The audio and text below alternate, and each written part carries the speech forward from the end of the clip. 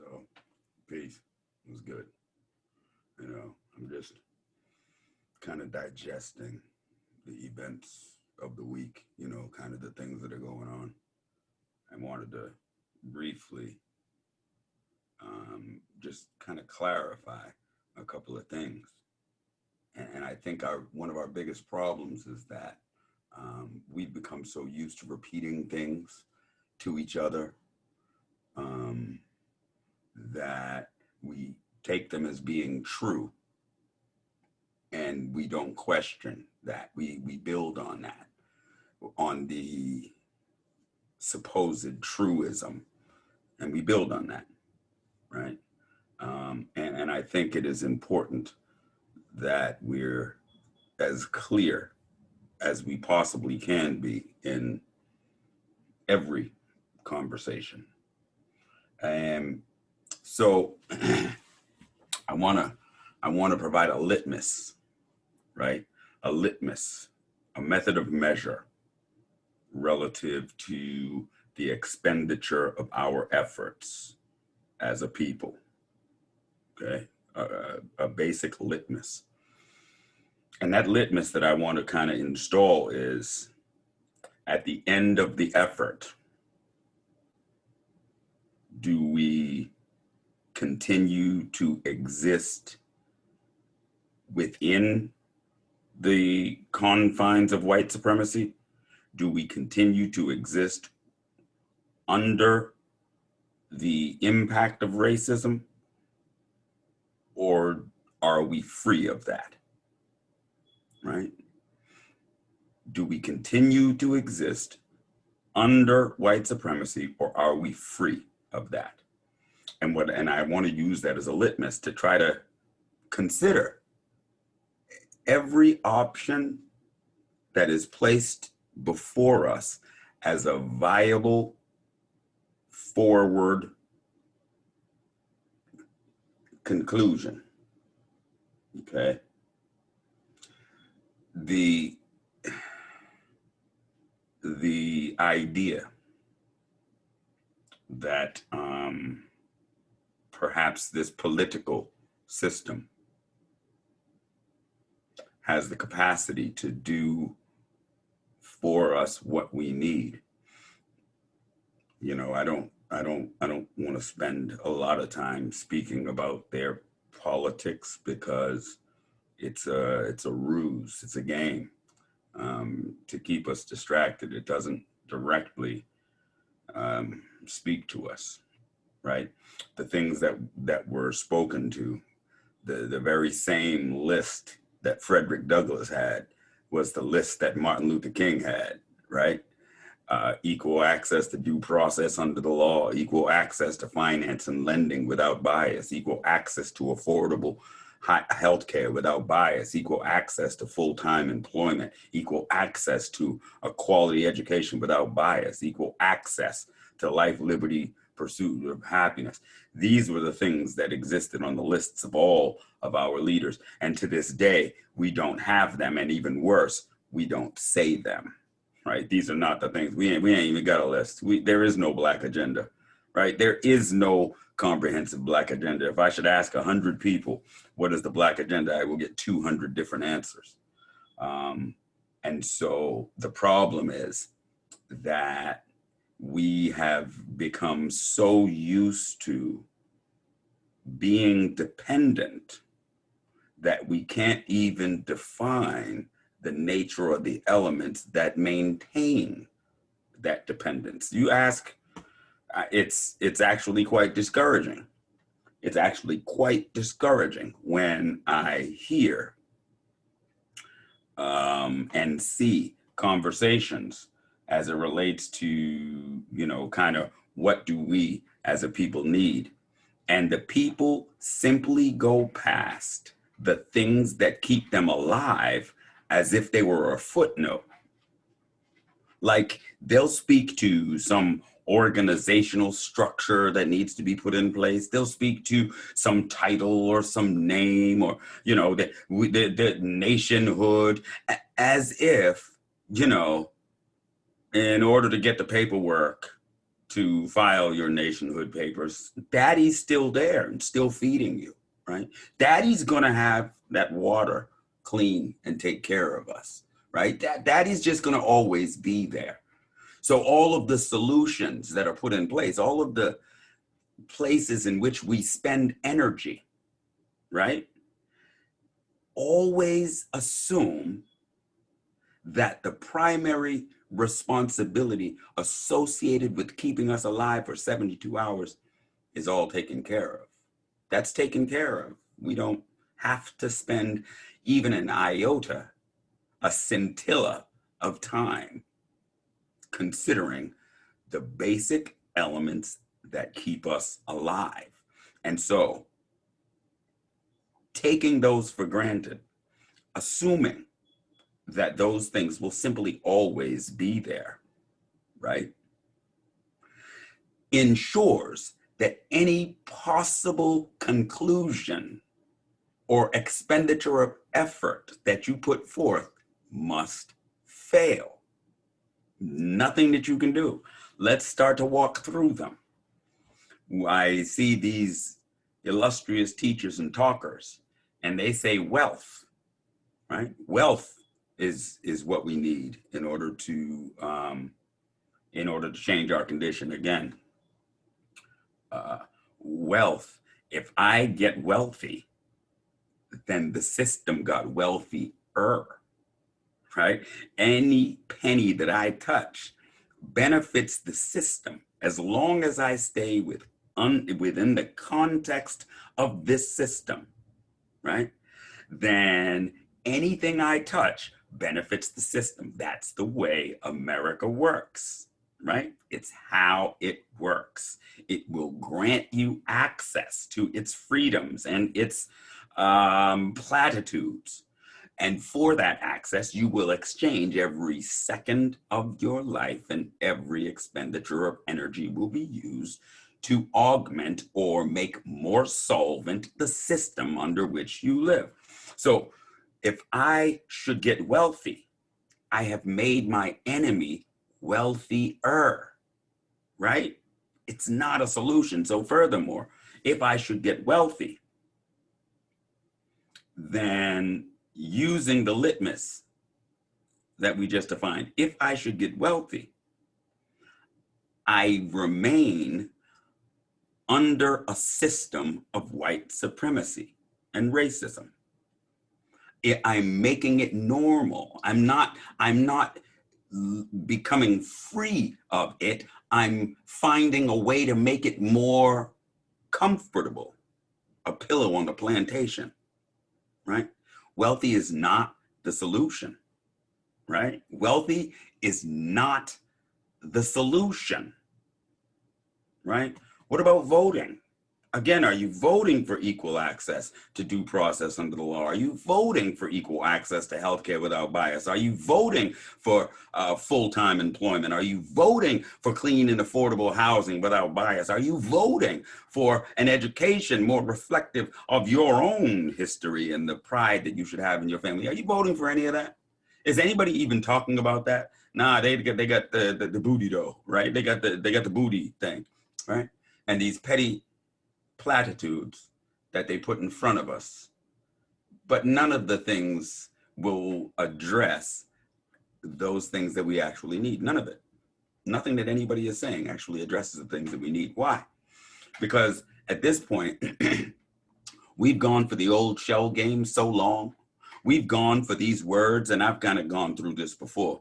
And it's a funny thing, you know, and it's not really funny. It's actually bothersome that for the last week or two, every time I've seen someone speak, I've gone to their post and I've said, what is justice?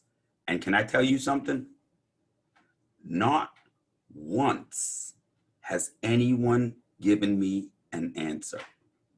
I've done it 50 times. I've asked just 3 words. What is justice? And not one person has even tried to give me an answer, but we're standing in the street screaming, we want justice, we want justice. You want freeze pops. Like, that's You have no, it has no form, it has no shape. There is no common criteria by which we can say this is what justice is. See, that's a remote control. Yeah. How do I know that? Well, it's got the buttons on there. It tells me what it does. I know that this controls the volume and the channels, and I know that this is a remote control. Why? Based on the criteria, right? Based on my experience and the criteria, I can say without any ambiguity, that is a remote control. What is justice? What is justice? Huh? What is equality? What is equity? What are these things? If I give you all of these things today, what do you have? And so we become comfortable saying the words that the forked tongue has placed in our mouths. And we use these words to beat each other into submission and into this thinking that the only value that we as a people have is found in the reflection of another man's eyes. In another man's eyes. I seen this must be a motivational speaker, right? He's a bookseller, and the ad, it was on Facebook, right? And the ad said, if you can sell yourself, you can sell anything. If you can sell yourself, you can sell anything. We want to become a brand. We want to sell ourselves. The capital in capitalism was our families, right? There was no currency until April 7th, 1792. The capital in capitalism was our families. The first commodity on the stock market was our families, humans, right? And at that point, value was given based on the expected longevity associated with the strength in a man's legs, or the age of a young woman and how long her womb would be viable in order to produce a workforce, right? So we were forcibly sold. And today, our best options, our most intelligent motivational speakers, our leaders, our talkers, our politicians have all ingested this idea that the very best we can be is subservient in perpetuity. Listen to them. Listen to your doctors. Wait, I don't mean to be arrogant. I don't mean to be dismissive of anybody's work or bodies of work, but listen to Powernomics. It assumes that our only forward progress is made deferring to hatred, deferring to white supremacy in perpetuity. There's absolutely no part of it that actually says, I'm a man and I can take myself out of that and butt naked anywhere on the planet Earth. You give me a knife and I'll make a way. Nothing being put forth by any of your leaders would suggest that within your being as a human, you have the capacity to do it yourself.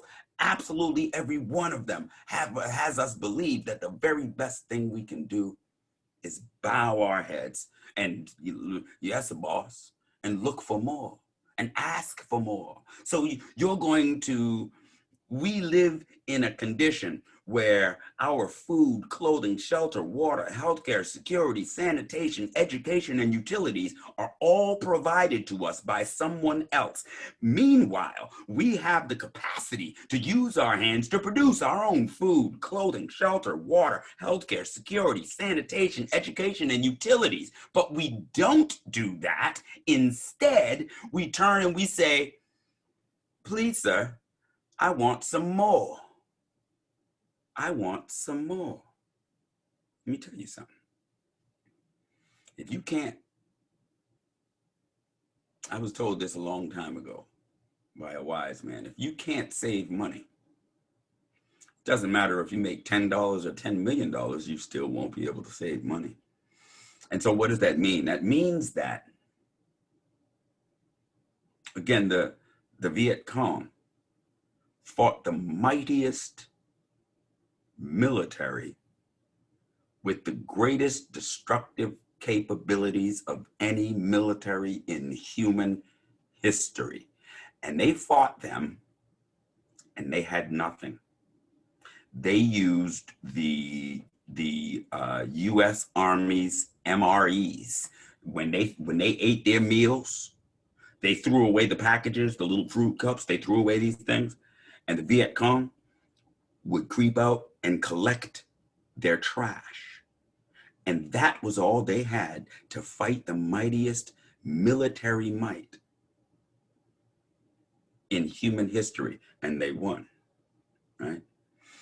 If you can't produce your way out, if you are not resourceful enough to be able to put together something in order to be able to pull your way out, standing and begging that man to give you something so that you could, simply is not going to work. It's a joke. It's a joke, right? I saw a video where not a Serbian, it was a Croatian man was pinned down in his building, in his apartment.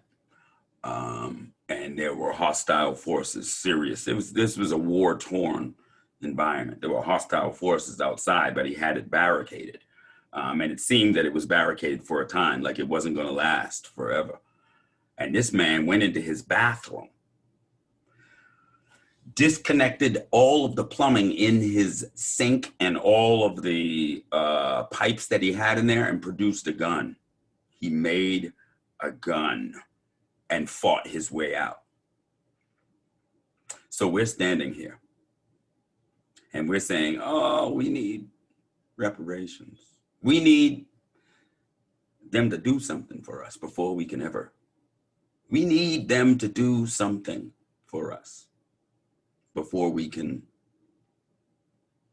be men, before we can plan, before we can do something with our own hands, before we can devise a plan that is not predicated on them doing something for us. We stand reactionary. So we are in the danger zone.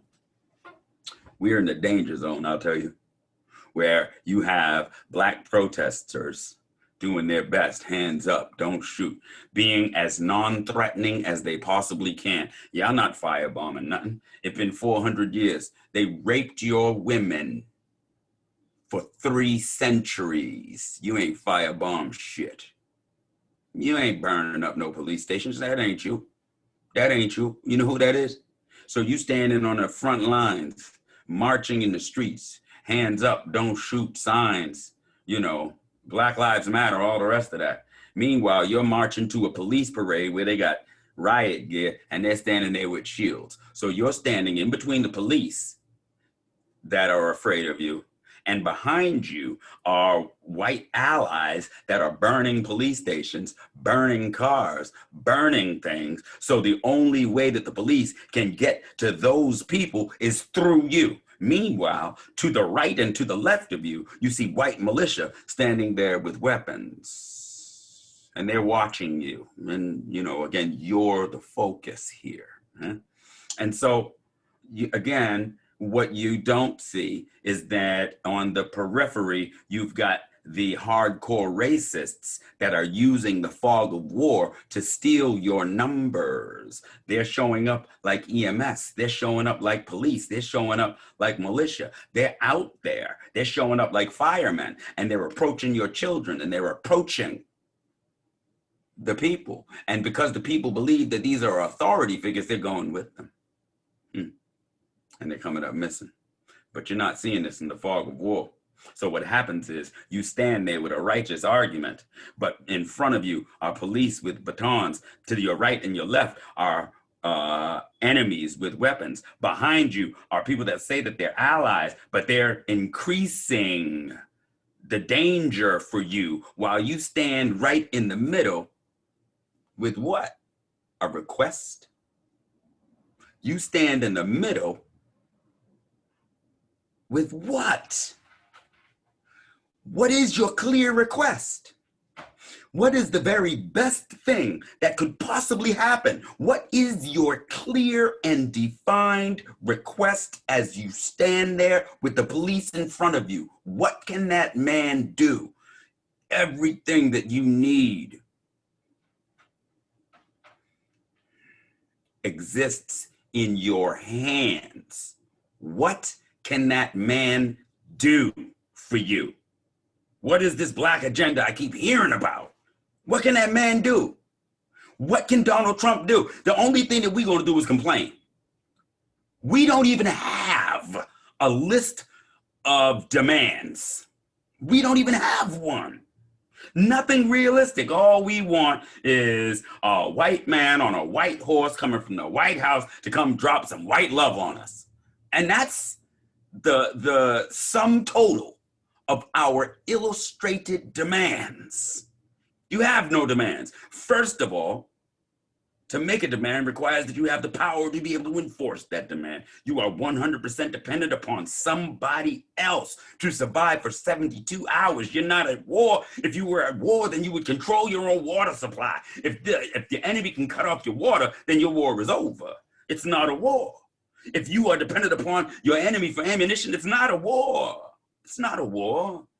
If you're dependent upon your enemy for food, again, this is why the logic of your talkers and leaders escapes me, because what they are assuming, even your, man, look, I don't want to call people out, man, because it's not like that. It's not a competition. It's not a me against them, but there needs to be some verity and some logic in mind. You're going to open a fucking school in America. So what you're hoping is that your enemy continues to provide you water while you educate your children to what? Take over? How sophomoric of a plan is that? How sophomoric? So you're hoping that he doesn't poison your water with lead. You're hoping that they leave you alone in order for you to be able to what? Grow in power so that you can what? Gain wealth so that you can what? What? Every single effort is making your enemy stronger. What is your plan? What is your plan? If it does not culminate in your no longer living under white supremacy, then your plan is nothing. It's nothing. People will jump in and say, oh, they're not supreme. Guess what? Guess what? If they control your water, your food, your clothing, your shelter, your healthcare, your security, your education, your utilities, yes, they are supreme. Yes, they are. They're supreme in your world. In your world, they're supreme, because without them, you're dead. What? How many more words we got, man?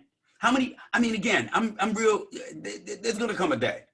There's going to come a day where I'm going to invite 100% of you to bring your fucking words to me, man, so that we can iron that shit out for once and for all, man. All that shit that's being said is garbage.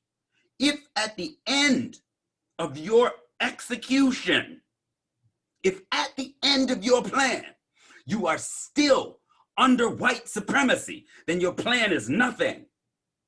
Your plan must culminate in freedom from white supremacy, or your plan is nothing. Plan is nothing, man. And we're talking, I'm listening to all these people. We need to be this. We need to call ourselves that. We need to wear this kind of hat. We've got to, are you out your mind? And these are the people that have your attention, right? These people are, I wake up and I see things every day. I see things every day. And every day I'm like, oh my God, right? I see, it's because our women don't submit to us. And they've got suggestions on how you should submit to me. And what? Wait, you submitting to a master, but you want a woman to submit to you? You's a punk. Why would she submit to you? Push that master off the cliff, then ask for somebody's submission. You can't just walk around with an A on your chest and call yourself alpha and expect that that woman's gonna submit to you. Be a master first. Be worthy of submission first before you turn to her and tell her she's to blame. It's some punk shit, man. Yeah, I see, and I don't mean to be, I don't mean to, look, man, for real, you know what? Like I said, it's gonna come. It's gonna come. I'm gonna produce a forum where I'm gonna invite 100% of your talkers, 100% of these ideas and these philosophies and all this bullshit that everybody is talking and stealing your attention with, their agenda that is given to them by somebody else. They ain't saying freedom. They're not talking about not having a master. They have absolutely no plan that does not involve being subservient to another man. Talking about submission to you. Jesus Christ. I mean, like, it's too ridiculous for words, the condition that I find us in. And again, I don't went too far again. I only really wanted to be very, very clear that the plans that you hear these people speaking about remain subservience to a system. It remains us being or living within white supremacy or under racism or making hatred normal, right? And living with it, coping with it, finding a way to exist under these confines, and not one thing in our mind says, I'm a man. I don't have to. I'll die before I will continue to be your bitch. I will die before I will continue. I will go without underwear until I can produce my own. That's what John Henrik Clarke said. I will produce my own or I will perish trying. Where is that courage? Where is that courage? How many of us are just talking about finding a way to beg until they get strong enough from their begging? I'm going to beg and I'm going to allow this man to provide my family the water, the food, the essential needs that I have until I can get strong enough to beat him, while my every effort is making him stronger. So generation after generation after generation, he gets stronger and stronger, and they feed on you like an albatross. And we just do the same thing over and over. And you listen to these talkers, man. They got no plan to ever be free. They have no plan to ever be free. Yo, even your journalists, right? And some of them I've loved over the past, right? I used to love Soledad O'Brien. Look at her. Look at what she's saying. She don't want to be free. She wants a bigger paycheck. She's comfortable. She done found a pillow on the plantation and she don't want to be free, right? All of your entertainers that you're looking up to, they don't want to be free. They got enough money. They could be out of here. They could be free. They don't want to be free. And guess what they're doing? They're convincing you that free is nothing that you need. But guess what? Here's the thing. Here's the thing. See, the Hungarians freely brought their asses over here. The Italians, they chose to come here. They freely came over here. You understand? The Lithuanians, right? They freely came over. The Mexicans, they freely came over. The Africans, they freely came over. The Arabs, the Koreans, the Japanese, the Chinese, all of these people freely came over. You didn't. So you standing in the middle saying, I'm free too, and don't understand your own disposition. Don't understand. No, you're very different from everybody else here. You're the only one that's not free, telling everybody else what freedom is like. It's too ridiculous for words. This is almost like like a really bad B movie where we are just actors, man, and without any critical thought, without any, and then we listen to, we promote, we repeat, we regurgitate the words of fools, the disposition of fools, right? Look, again, I didn't mean to do this. The litmus to use. Does the plan that is being suggested to you maintain or have you cope with hatred and white supremacy? Does it have you live under white supremacy, or does it begin to take dependency? Dependency and freedom cannot coexist. You can't be dependent and free, right? So if you are not actively working on removing your dependency, then anything else that you're talking about is garbage. Anything else that you're doing, all that bullshit, is not doing a damn thing if it is not removing yourself from being dependent upon another people. Do you know, there's never been another people 100% dependent on a different people to exist for 72 hours? Not anywhere. Not China, not India, not Japan. No one has allowed another people to have complete control over their essential needs to exist for 72 hours. They would die first. They were kamikaze first. They would not allow any people to have that level of control, and we walk around in this shit like it's normal. We walk around and have conversations and show our ass, and we all this like it's normal.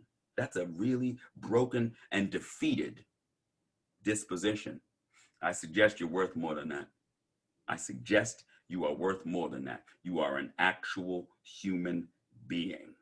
You are worth more than that. And the only way you are ever going to get it is if you demand it. Your freedom does not exist in another man's hand. Your dignity does not exist in another man's hand. Your self-respect doesn't exist in another man's hand. I don't give a damn what your ideology is. I don't care what your philosophy is. I don't care what your religion is. If you tell me those things, I'm going to tell you that those things were a fucking failure to you because you're still dependent upon somebody else. So they are a failure. Don't mention to me no more.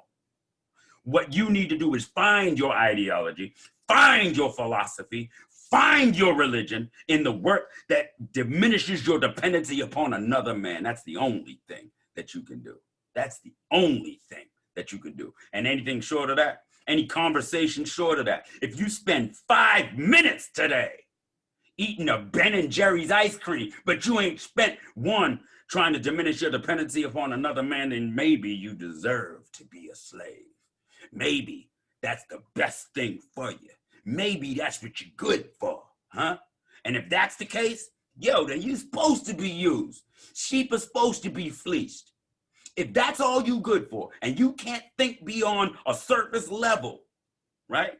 And you're gonna spend 24 hours in this day being a consumer and happy to be a dependent upon another man, eat the cake, Annie Mae. Eat the cake. That's your role then, because you done chose that. You feel me? You chose that. If you're not spending the time to diminish your dependency, then you love your master. Shit. Hey, look, I ain't mean to, yo, I swear to God, I ain't mean to do all that. Look, so I'm gonna let it go now, all right? I'm gonna let it go. Peace out. One love.